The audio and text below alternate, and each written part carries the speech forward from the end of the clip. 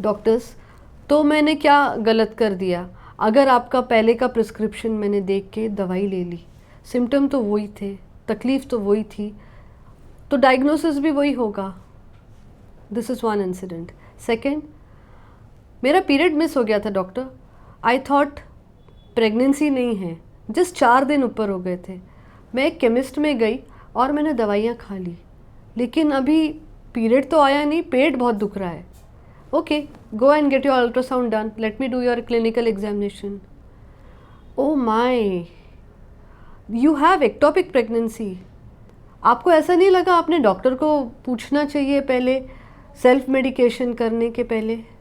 क्यों नहीं लगा आपको ऐसा? Hi everybody, this is doctor Payal Choubey.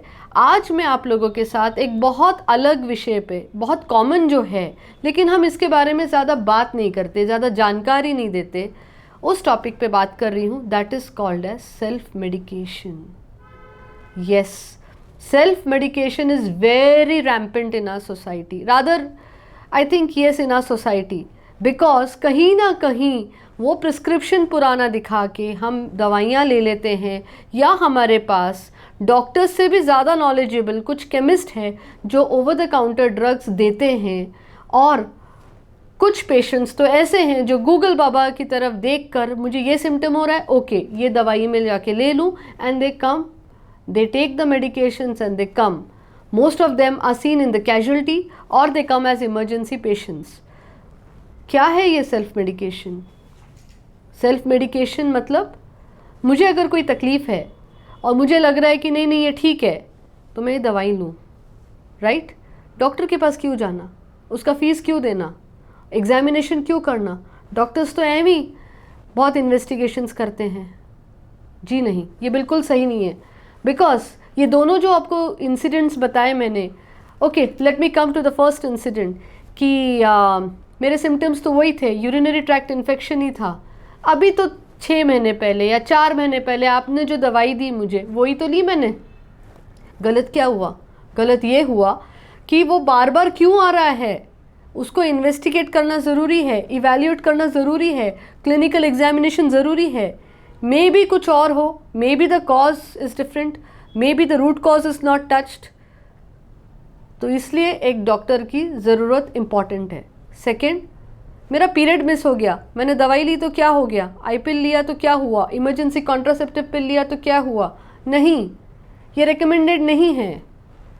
या मैंने पीरियड आने की दवाई ली तो क्या हुआ?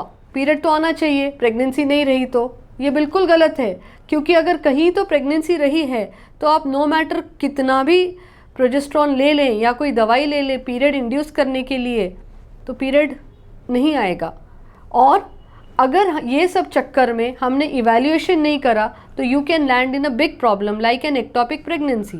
Now what is ectopic pregnancy? Ectopic pregnancy is pregnancy which is outside the uterus. It is mostly in the tube, fallopian tube, or sometimes it is in the ovary also.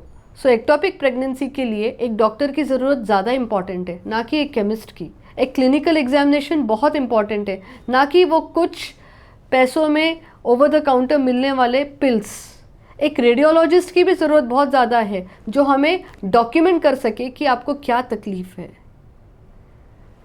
एक doctor की need, एक doctor की सलाह, एक doctor का judgment is most important rather than self-medicating your own self. Self-medication to some extent under the supervision of your doctor is advisable.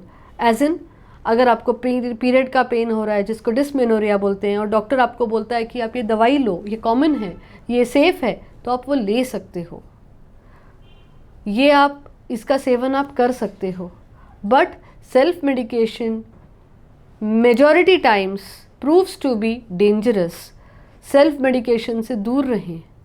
अगर आप प्रत्यक्ष रूप में डॉक्टर को मिल नहीं सकते तो आप आपके डॉक्टर के साथ एक ऑनलाइन कंसल्टेशन कर सकते हो।